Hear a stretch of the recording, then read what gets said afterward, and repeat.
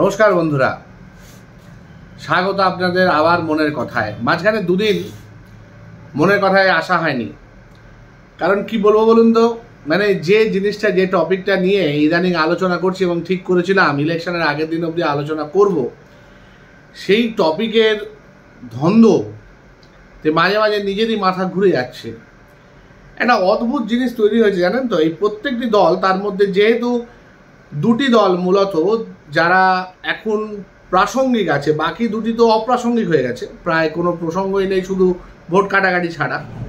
তো এই যারা আছে, এই দুজনের মানে প্রধান শাসক দল আমাদের রাজ্যের এবং বিরোধী দল যে কেন্দ্রের শাসক দল, এই দুজনের মধ্যে যে কথা প্রসঙ্গ আদান প্রদান, সেই ব্যাপারটা না পুরো জিনিসটাকে, পুরো সব কিছুকে যেন গুলিয়ে দিচ্ছে।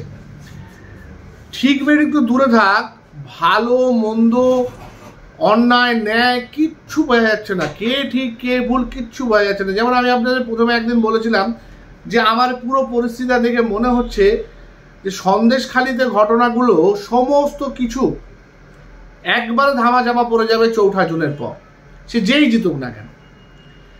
তেমনি দেখুন, এই যে রামকৃষ্ণ মিশন বা ভারত সেবাশ্রম সংঘ, এই সব বিভিন্ন যে সমস্ত মঠ মিশনগুলোর আমাদের সমাজের প্রতি কন্ট্রিবিউশন আগে প্রশ্নাতীতভাবে ছিল, তাদের প্রতিও আমাদের প্রশ্নচিহ্ন তৈরি হচ্ছে এবং সেটা তৈরি করা হচ্ছে রাজনৈতিকভাবে। একদল তাদের দোষারোপ করে করছে, একদল তাদেরকে দোষারোপ না করে করছে, অথচ তাদের মঞ্চে আবার এনাদের দেখা যাচ্ছে।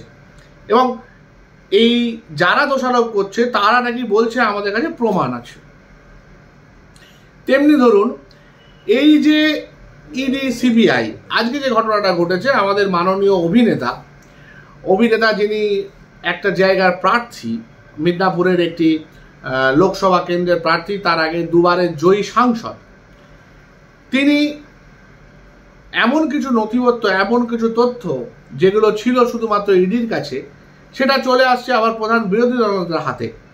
তার মানে কি, বিরোধী পক্ষ যেটা বারবার বলে আসছে, ইডি সিবিআই আইটি, এগুলো সমস্ত কেন্দ্রীয় সরকার দ্বারা এবং এখনকার যারা কি বলবো, যারা কেন্দ্রীয় শাসক তাদের দ্বারা পরিচালিত হচ্ছে, এদের কোনো ইন্ডিপেন্ডেন্ট মুখ নেই, সেটা একদম অক্ষরে অক্ষরে সত্যি প্রমাণিত হচ্ছে।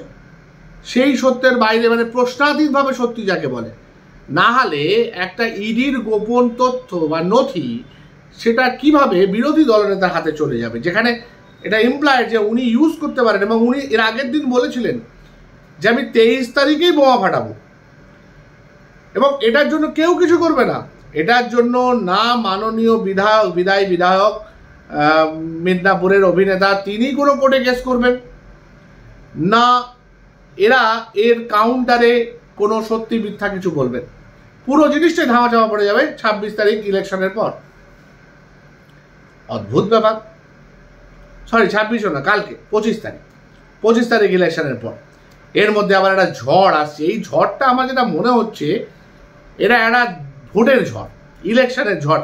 এই এত গরম গরম বক্তৃতা চারদিকে হচ্ছে, তো গরমে উচ্চচাপের বায়ু ওপরে উঠে যাচ্ছে আর চারদিক থেকে নিম্নচাপ চলে আসছে।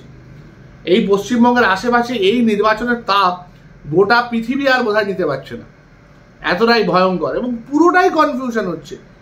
আজকে বিচার ব্যবস্থা পুরোপুরি একটা আমাদের মধ্যে একটা দ্বন্দ্ব তৈরি করছে। 2010 সাল থেকে, ভাবা যায় 2010 সাল থেকে যত লোককে ওবিসি সার্টিফিকেট দেওয়া হয়েছে সব ক্যান্সেল হয়ে যাচ্ছে, সমস্ত ক্যান্সেল হবে। তাও ভাগ্যিস যে আগের বারে এসএসসির মতো বলেনি যে যারা যারা এই ওবিসি সার্টিফিকেটের ফলে বিভিন্ন জায়গায় চাকরি পেয়েছেন তাদের চাকরিও ক্যান্সেল হবে।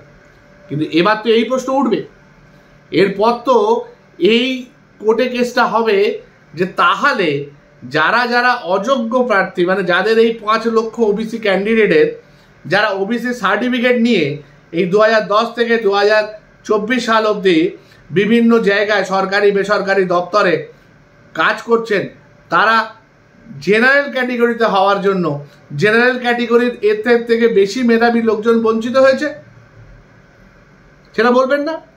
কোনো জিনিসের মাত্রাটা আজ থেকে শুরু হচ্ছে না কেন, 2010 অবধি পিছিয়ে যাচ্ছে কেন, যেখানে এতটা আইনি সমস্যা? আজকে তো এই আইনটা আসবে।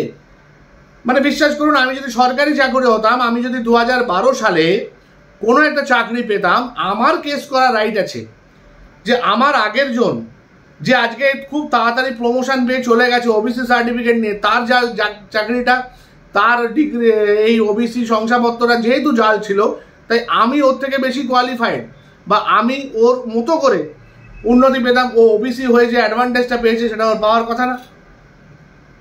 তো প্রত্যেকটা ক্ষেত্রে তো একই প্রবলেম হবে। আমি ব্যক্তিগতভাবে এই ওবিসি এসসি এসটি সংরক্ষণের ঘোর বিরোধী। যে জিনিসটা হয়েছিল সংবিধান অনুযায়ী সেটা হয়েছিল সাময়িক, টেম্পোরারি, তাৎক্ষণিক।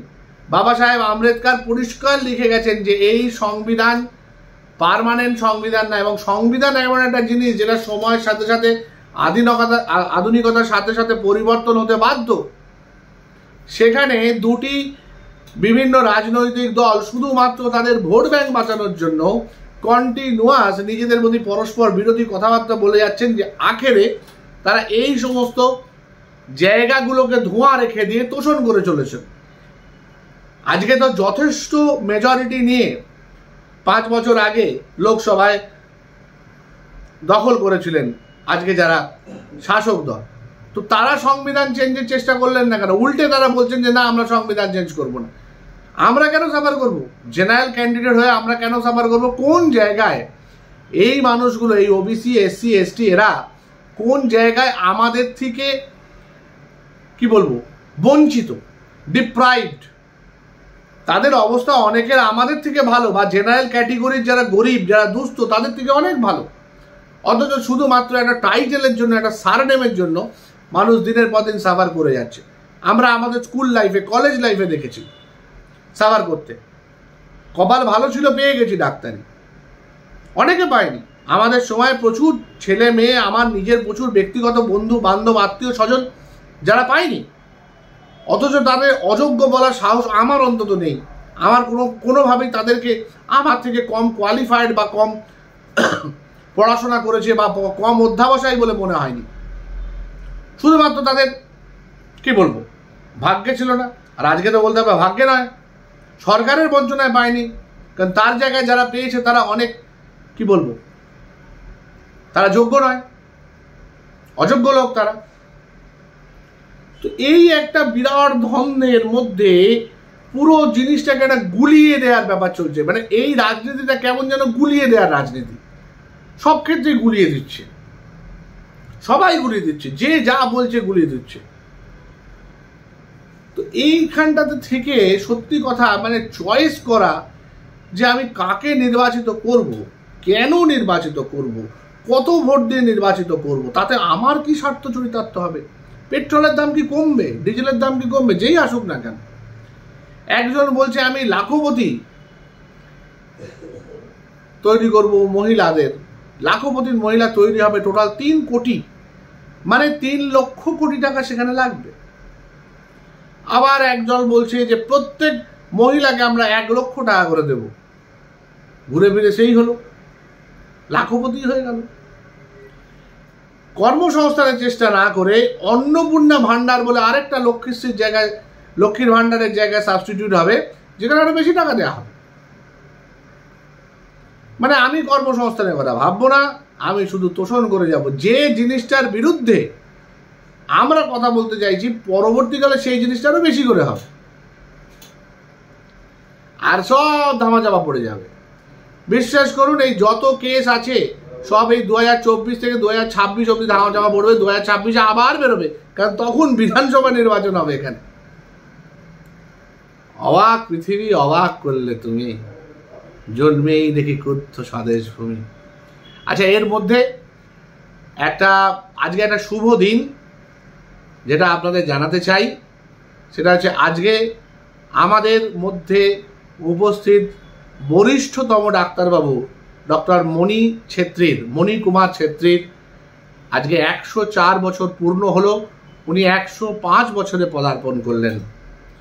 সুস্থ জীবন, নিরোগ জীবন কামনা করি ওনার। আমরা ওনার ছাত্র হিসেবে গর্বিত, আমরা ওনার আশীর্বাদ পেয়ে আপ্লুত, এবং আমরা চাই আরও অনেক অনেক বছর উনি আমাদের সাথে এইভাবেই থাকুন। উনি এখন বই লিখছেন, এই বয়সেও উনি কিন্তু অ্যাক্টিভভাবে নিজে মেডিকেল সায়েন্সের সঙ্গে যুক্ত রয়েছেন।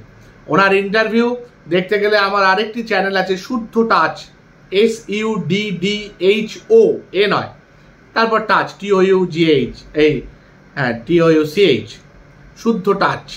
সেই শুদ্ধ টাচ চ্যানেলটি সাবস্ক্রাইব করতে পারেন।